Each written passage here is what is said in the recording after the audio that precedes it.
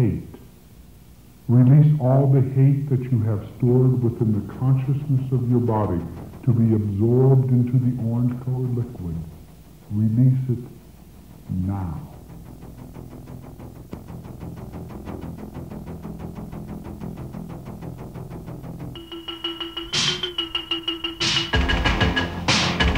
Okay, I'm at this restaurant and I'm all alone and I sit down and I order a hamburger and french fries and stuff. And when you're all alone, you tend to eavesdrop, I guess. So I was eavesdropping on the couple next to me.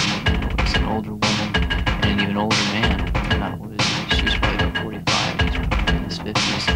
But she was this real esoteric, pompous New York actress type, and she was telling the guy about all the spiritual aspects of her trade. She was talking about how she had done, Stanislavski or whatever, Louis Strasberg, and she was really opening up as an actress and finally developing her soul and her spirit through the muse. It's bullshit. And the guy was nodding his head, throwing in a comment once in a while, but I think he even knew that she was completely off base. The Neil Simon thing she turned down. Like Neil Simon's a real big spiritual type actor, director type actor.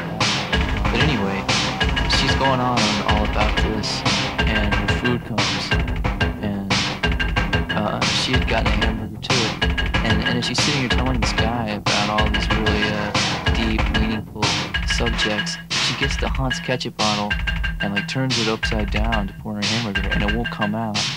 So she gets her knife, and she's still talking to him in these lofty terms, and she puts the knife in the ketchup bottle like a 4-year-old would do at a backyard picnic in suburban anywhere hell.